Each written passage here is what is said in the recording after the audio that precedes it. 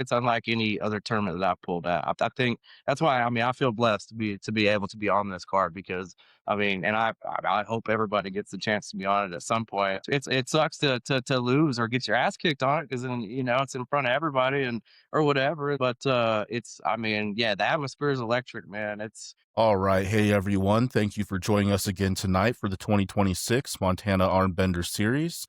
Tonight, we are joined by RJ Harrold and Jake Houston. This is going to be a best of 5 right-handed match. And I do want to say that this match is sponsored by Staybridge Suites in Great Falls, Montana. They are the host hotel, and they have a special rate for anyone who wants to stay who's attending the event. So make sure to check them out and thank them for sponsoring this match.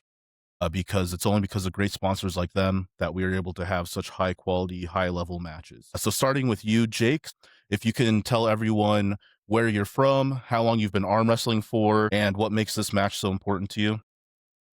yeah, I think I'm kinda getting a little bit of feedback, I think, again, from in the background on it, but, um, yeah, so, Jake Houston, Yeah, so kind of from all over the place, man. I was, born in Arkansas and then lived, half my life in Kansas City, half in Arkansas, kinda been all over the place.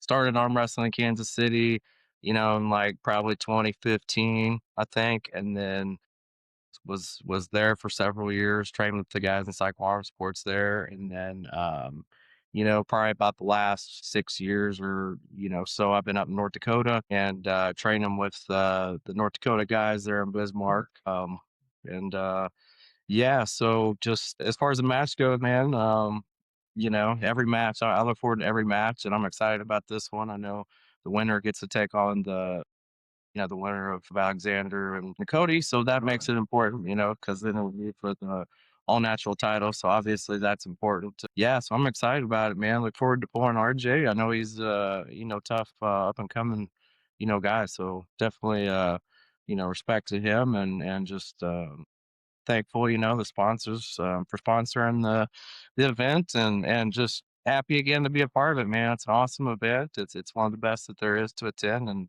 I can't wait. Can't wait to see everybody. I 100% agree. The Armbender is honestly a pretty magical time of year, especially for us regional athletes. We get to show what we got and get to pull against some of the best there is.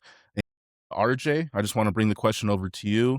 Where are you from, how long you've been pulling, and what made this match important to you? So I'm from Sand Hollow, Idaho, born and raised.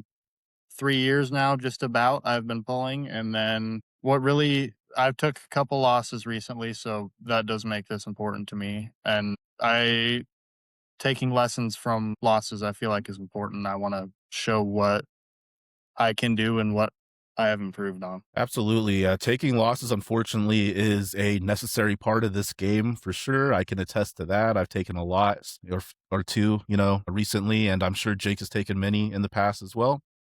That's right. So, before we get into like the super deep questions, Jake, I wanted to ask, coming back this year, you were on a lot of, you have a good amount of momentum coming into this match. You had a really dominant performance at the Monster Factory against Dan. Dan seemed like he was very confident coming in this match, and he thought he had your number, and you showed him that there's still quite a few levels for him to go before he gets to properly challenge you. So I'm just wondering, given everything and what you've seen from RJ, what are your general thoughts on this matchup? Do you think that you just have, too much for him? Do you think there's certain lanes where you're better or you need to avoid? And just kind of what do you take away? Yeah. I mean, I honestly, I mean, I don't really kind of look at it that way. I don't really I try not to do that, trying not to see myself as a favorite or anything. I mean, I've seen enough from him to know that he's dangerous and capable and he'll get my full, respect and attention. I mean, I'm confident and stuff going into it. A lot more confident than I was last year going in my match. And just gonna try and build off, yeah, my last win and stuff. But I feel confident going into it. But like I said, I mean, I know he's a threat. Anytime you pull somebody on, a high level card like this, they're always a threat. And I'll take the age and experience and throw that out the window, really. And as far as position, everything I'm trying to avoid, really, I'm pretty confident right now in whatever position, inside, outside, strap, no strap, whatever. So just kind of wherever it goes, we'll just see what happens. I'm excited about it, man. So I can't wait. I'm actually really excited about this match too because I think it has a really cool storyline that kind of leads over into what I wanted to ask you, RJ, in that, you're coming off of a win at the last arm bender against Dan Groslack, a very, versatile, well regarded arm wrestler. Everyone has a lot of respect for him. And also going into last year and the last time that I interviewed you, you were the current Idaho State champion. And then Alex, one of those losses you talked about you took was to Alex, and he ended up taking the number one in the state. So I know you're definitely hungry to show that, you can come in and, take on an opponent that Alex has defeated in the past. And I don't know if you guys train together, if you've been able to exchange any information, but I see this as just like a really cool stepping stone, or just a really cool opportunity for you, just given that kind of dynamic, with just the Idaho and you and Alex, and then, Jake coming back for redemption. And I just think it's a really cool storyline. So I just wanted to ask you, how that kind of plays into your mental game and your preparations going into this. I mean, I don't know. I'd try not to have it play into it too much. I just want to show up and perform. But it's definitely, there is a storyline behind it for sure. And as far as training with Alex, he's farther up north. We don't train too much, but I did see him at the tournament they have up there, and probably I think it was July. So we did a little on the side table, and we actually didn't get to pull in that tournament because the brackets got messed up and he was pushed into the 198 right, just the 176 left. So we just got to pull left there. Yeah, I was wondering why he was in the 198 on the right hand. So that definitely explains a little bit. And then, I also wanted to ask Jake, so for you, I feel like, just given your history in the sport and your big wins and accomplishments in the past, people have like really high expectations of you. Do you feel like you've just been competing long enough now where, that type of pressure doesn't really get to you? Or does, being in this type of situation where you're kind of expected to be the winner, does that like, work into your mental game at all, or you just not something that you really have to deal with? Yeah, man, I'd prefer to be the underdog if it was up to me. But I don't know. I guess when everybody expects you to win, you feel more pressure. Really, to me, I guess I try not to do that, but I don't know. I think it's a win. As far as this one goes, I don't really feel as much pressure. I'm gonna go in there, as prepared as I can, and at the end of the day, it doesn't really matter. The polls don't really matter and stuff. Last year, I thought I was a heavy favorite, and I was just, gonna win easily over Alexander, and obviously that didn't happen. So, it really doesn't matter what anybody else thinks. I have in the times felt the pressure and stuff, but that's really just things that you put on yourself.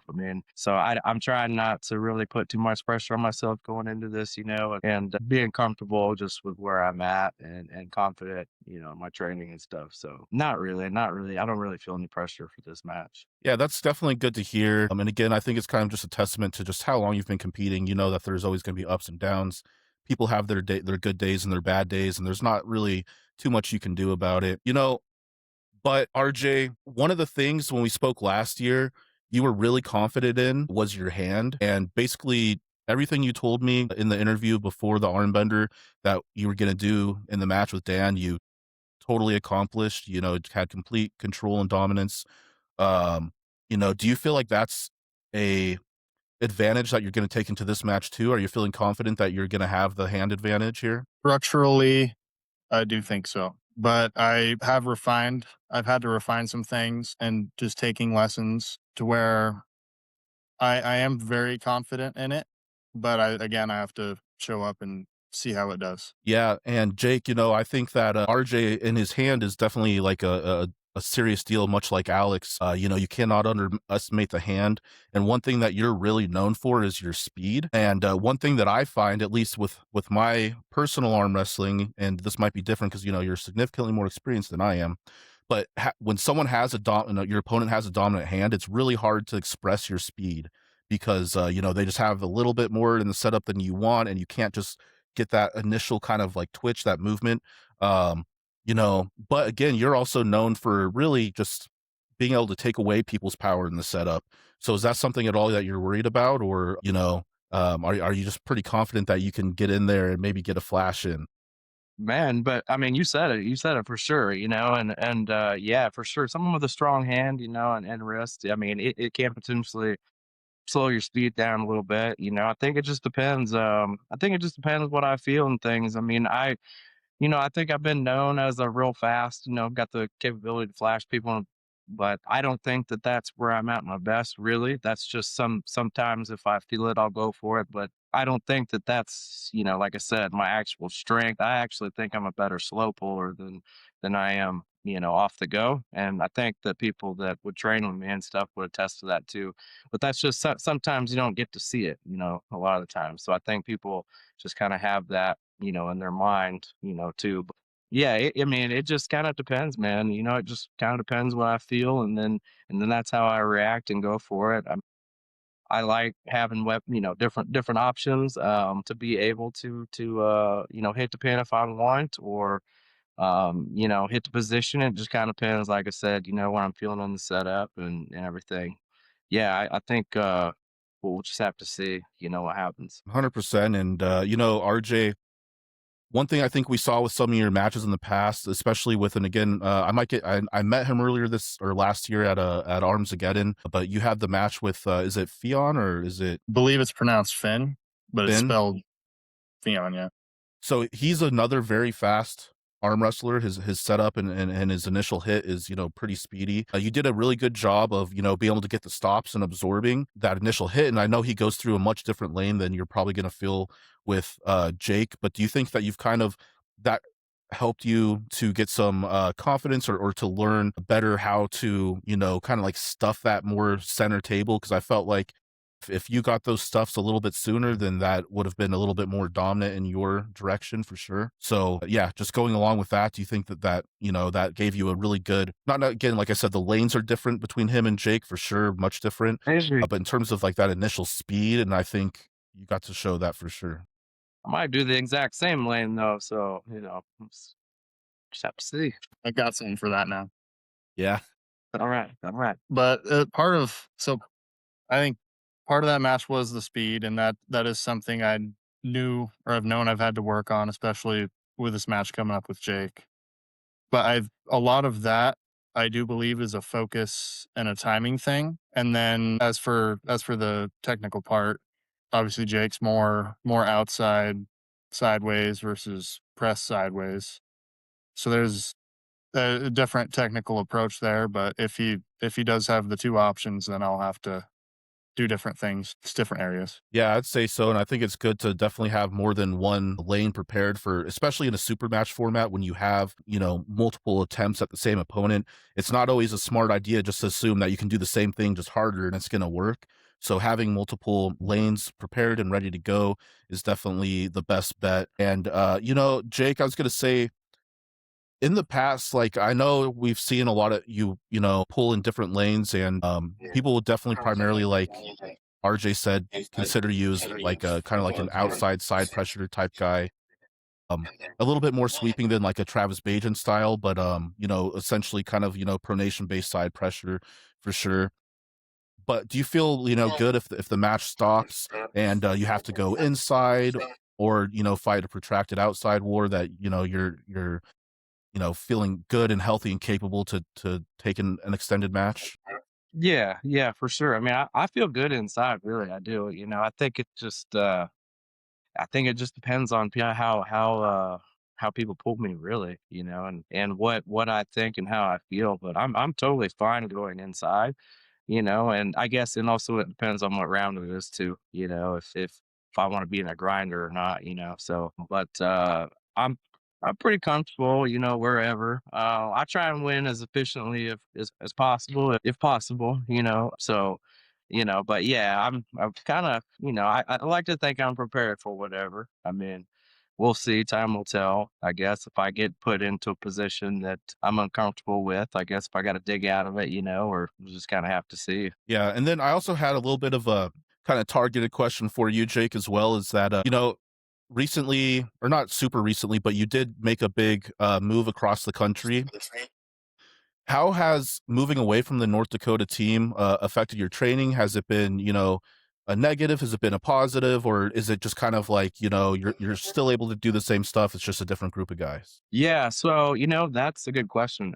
Yeah, because I moved down here. I'm in Arkansas now, and I moved down basically the beginning of September, and it's been a little bit tough because I started a new job, and so I've been super busy with work and everything.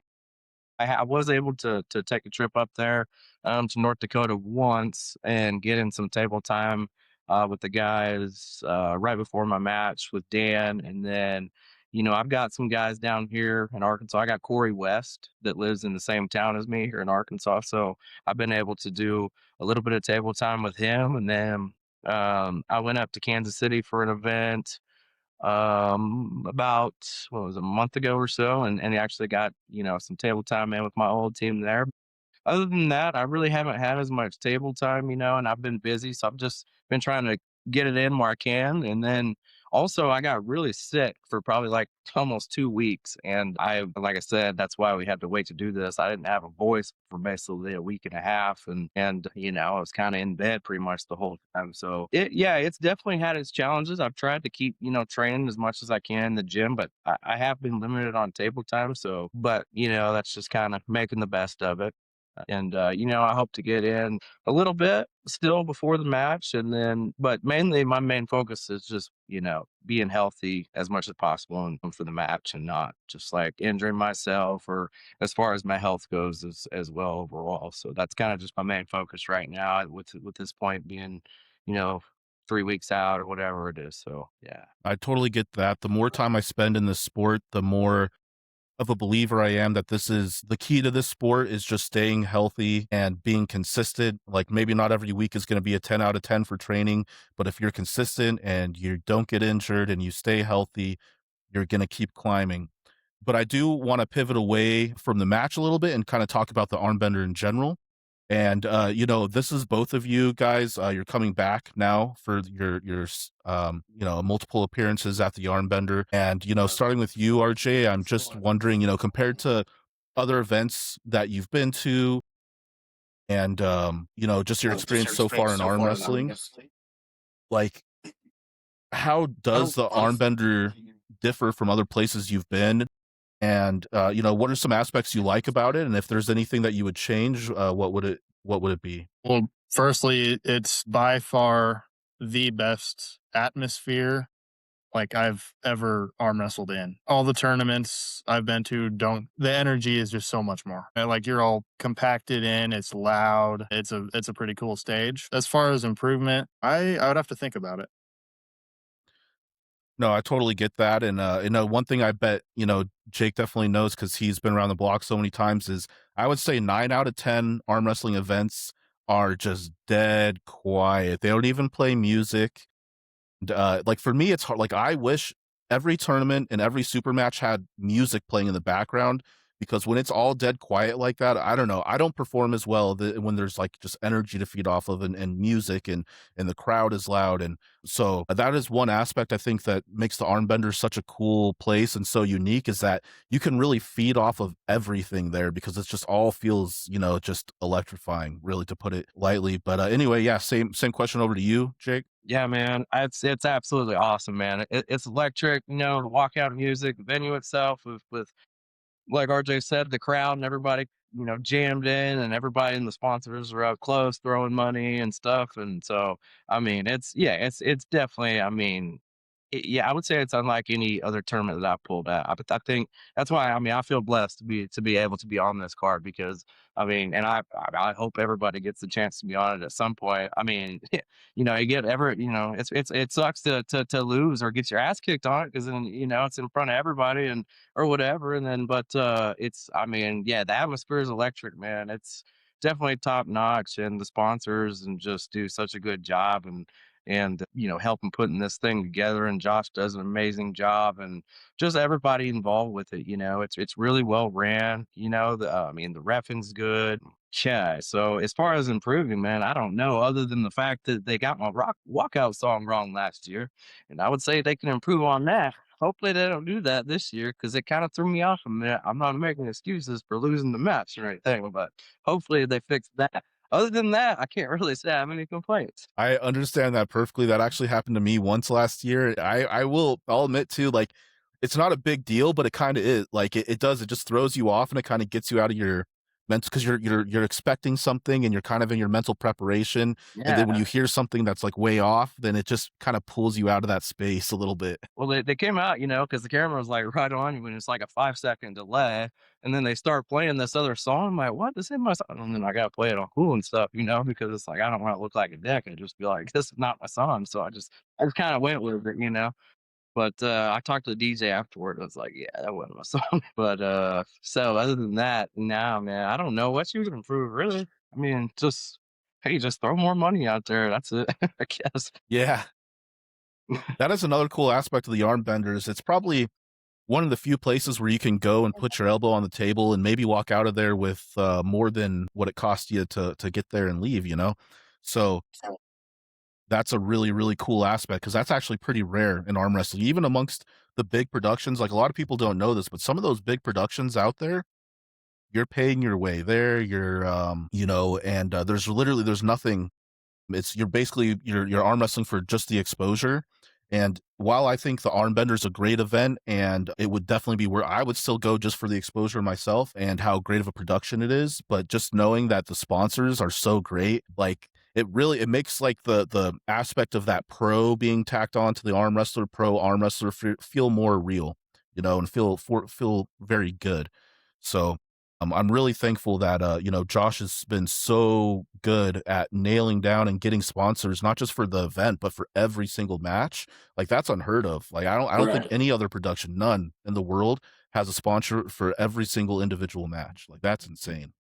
Yeah, man, So he's done a really good job, and I think that's one thing, like each year he keeps trying to improve it, and he keeps taking it to a different level each time. And like you said, having a sponsor for each match, I mean, that's crazy. So, props to him, man, and everybody that's involved with it. It's gonna be a badass event, to be a part of, to be there, to compete in, or to tune in, buy the pay-per-view, for those last few matches.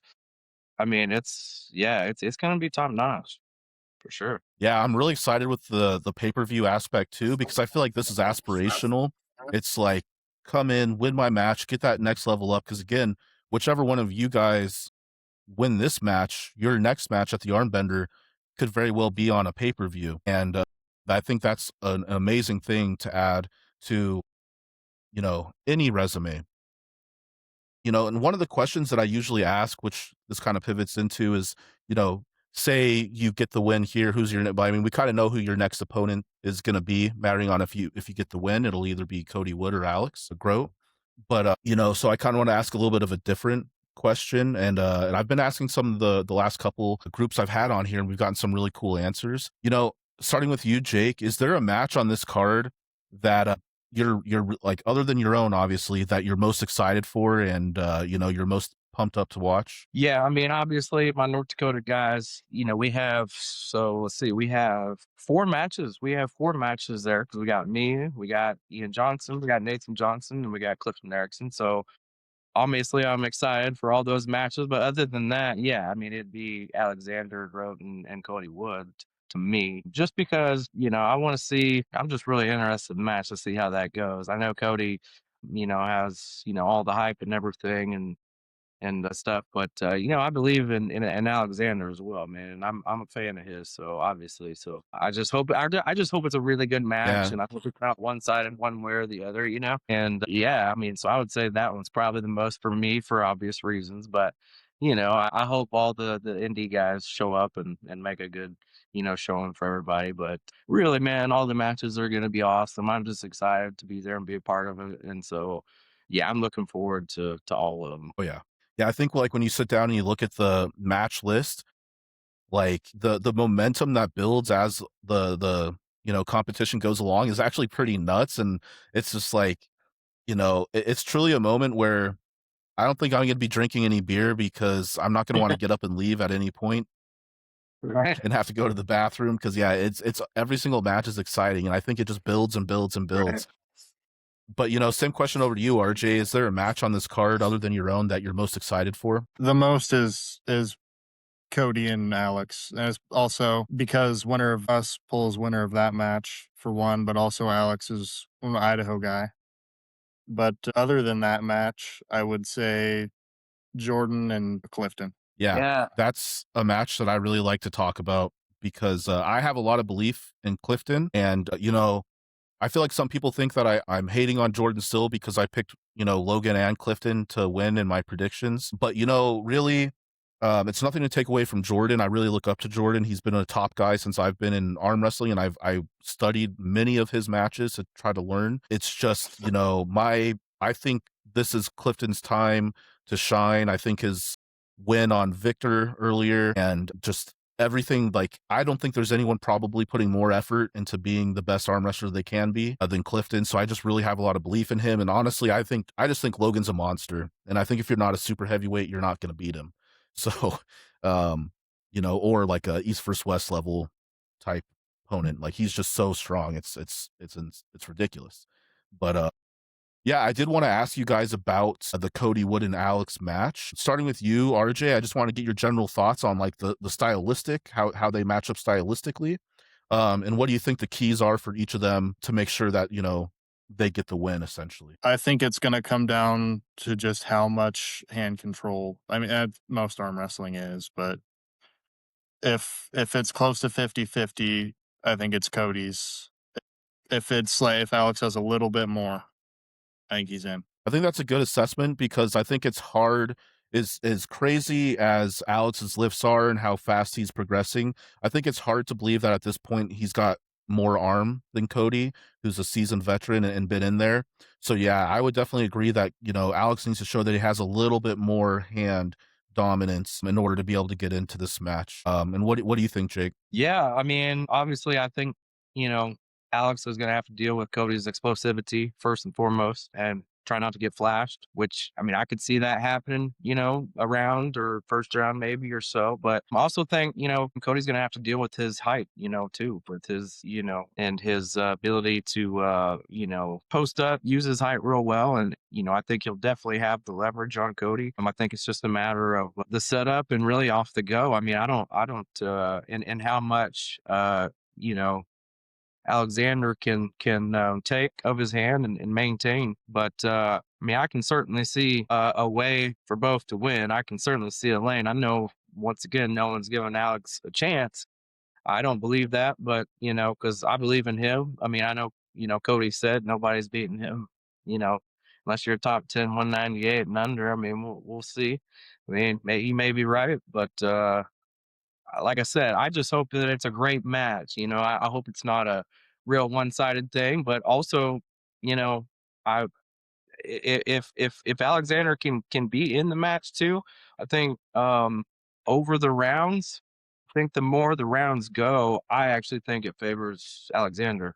I just think just because Cody is so explosive and if Alex can lock him up a little bit and stuff and tax his hand a little bit and I can see him having a lane. So just hopefully, man, I can't wait. I can't wait to watch it and I hope it's a great match. That's a good point to bring up because I do think that we often see that as a little bit of a downfall of those more explosive, super snappy guys is every single match, especially if they get absorbed at all or if they get stopped at all, they lose that little bit of top end and they get a little slower and it just lets their opponent kind of work their way into the match a little bit more. So they might seem dominant early on and then, things turn real quick.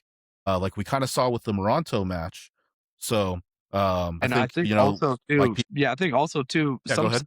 sometimes hitting and being so explosive actually can bust your own hand back if you have to get ahead of yourself and get too explosive and don't secure the position. I mean, I think that happened a little bit with me and Alex a little bit. I mean, but it has happened at times. I have a strong hand and wrist. I'm known for that, but I've also been in situations too where I buckle my own hand and wrist just from being too explosive, trying to hit the pin. So it's just kind of, that's why it's so interesting to see. Yeah. So We'll find out. Absolutely. We will, and that's an interesting balancing act in arm wrestling, isn't it? Like, sometimes you can go too much sideways and you end up taking your own risks, or a little bit too much back and sideways, and yeah, you end up kind of buckling yourself and Been bouncing there. I've been and there, being able to man. feel it. No, Yeah, yeah, that that's sucks. definitely tough for sure. Yeah, it does, and you feel bad instantly because you just leave your hand behind, as you're going sideways, and you're like, "Man, this might be bad," but, Yeah, but it's still all fun. yeah. Now, another question I wanted to ask you guys too is, starting with you, RJ, do you think there's someone that you know of that is really good and deserves, a shot at the armbender who just hasn't gotten the recognition yet? 100%. And he's redding up. We're going up together. Oh, yeah? Who's Yeah. that? Is Jordan Tucker. Jordan Tucker. Just Okay. just started. His left is there, but he just started arm wrestling a year and a half ago, maybe. And like dominant hand. Wow. Really? Just right off the bat, already strong in the hand, just has to work on the arm a little bit. That'll be cool because I know, at the arm bender, we always have tons of after pooling. So I'm excited to see who all comes up. And I have a Montana ranking match as soon as the arm bender ends. So I'll be getting right up on that table right away to pull a guy who thinks he deserves to be up in the top 10 here in Montana. So I'm going to shut his dreams down real quick. But Oh, outside of that, Jake, is there anyone you know of that you're ready or thinks that they're ready for a shot at the arm bender who hasn't got that recognition yet? yeah. First, who you got though? Who's your Montana Army? Who's your ranking match against? It's someone that actually you might know because apparently he's from Arkansas, but his name's Tyler Stacy. Hmm. Really? From Arkansas? Hmm. I He don't said know. he used to pool with the same group as Michael Todd, and Clifton said he came up and he was pulling up in North Dakota there for a little bit and betting everyone he could beat anyone for $100 at a bar. And then Clifton said, "I'll be right down there," and then he said, "No, no, thanks." Yeah, no, we know how that goes sometimes. But cool, cool. That's awesome, man. Happy for you. As far as guys, I mean, I'm gonna pick a guy from each of my.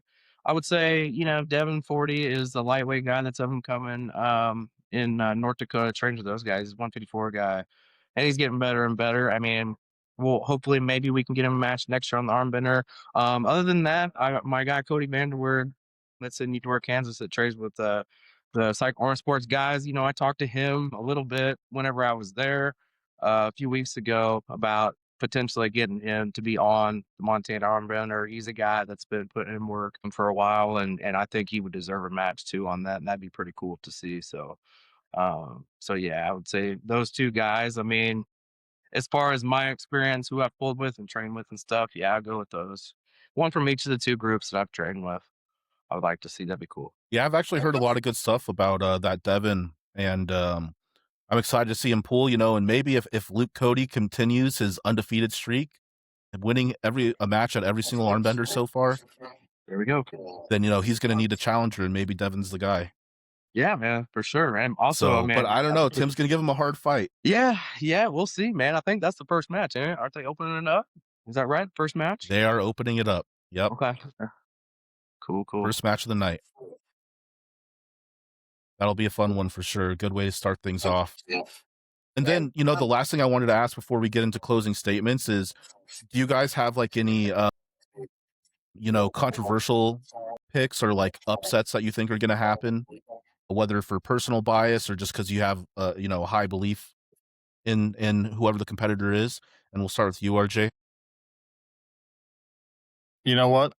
Alex Beatonwood. Alex is my dark horse pick for this tournament as well, so I understand that for sure. And what about you, Jake? Let's see. Well, I'll say two. I'm gonna say one. I think it'd be crazy for Corey Miller to beat Leif, Sorensen, just because of the size difference. And I just think, Leif has gotten so strong and everything like that. I think it's a tall task for Corey, but at the same time, I can't ever count Corey out in a super match. So that would be one that I could see happening. That, I mean, would be pretty That'd be pretty cool. And then I would say Clifton and Jordan. I got to go. I believe in Clifton. I know how strong he is right now, and he's definitely, like you said, man. He's puts forth the effort like crazy. I always get on to him because sometimes I think he fucking goes too hard, and we kind of have a little bit different style of training on opposite ends of it. He does what works for him, and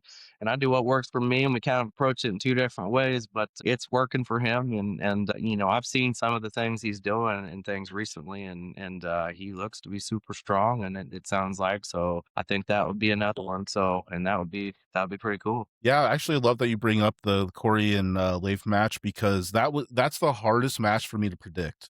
Like I literally have no clue. The only thing I feel like is if I was Corey, I would want to stay away from the strap at all costs. But yeah, Leif is just a super strong, super scary guy, and but Corey's so good and so experienced. Counting him out seems foolish, so it's just so hard to call that one. So hard. But Yeah, he's just, man, he's one of those anyway, guys. yeah, Like I it's think funny. we got to go ahead. I was just saying, Corey's just one of those guys, man. It's just he's just kind of hard to he's hard. I just I'm not gonna doubt him. So he's just one of those guys that it's really hard to bet against. I mean, it's like David versus Goliath, but and I know Leaf has come so far, and Really is. it might be too tall of a task for him, but it'd just be another cool story, from Corey's. I'm excited for it. It would be, and he does have a long history of giant slaying, that's for sure. Yep, for But sure, man. yeah, no, I think it was really great having you guys on. I think everyone got to learn a lot about you guys and build some hype coming into your guys' match. It's one of my favorite ones on the card. Really looking forward to the outcome. I think the storyline is great. And I think either way that it goes, it leads to another really cool, interesting storyline. So I just wanted to ask, and we'll start with you, RJ. Do you have any closing comments for your opponent or anything that you would like to say to anyone watching or back home?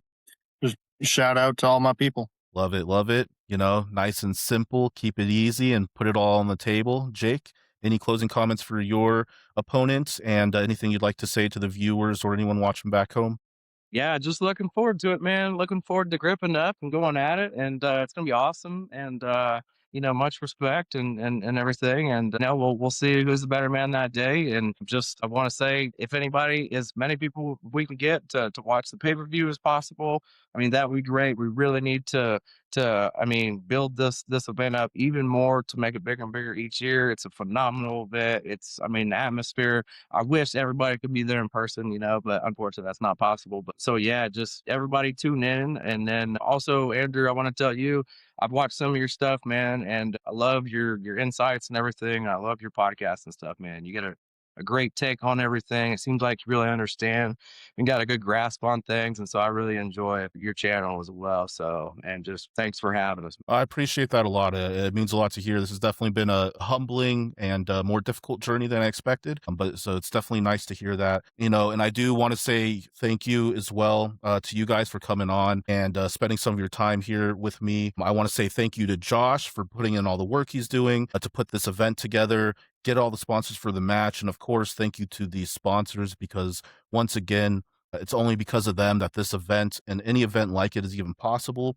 And the sponsor for this match is the Staybridge Suites in Great Falls, Montana. So if you need a place to stay for the weekend, please call them and book a room. They do have a special rate. And once again, thank you for tuning in. If you like what we're doing, please like and subscribe, and we will catch you guys next time. Awesome, guys. Thanks for having us, man.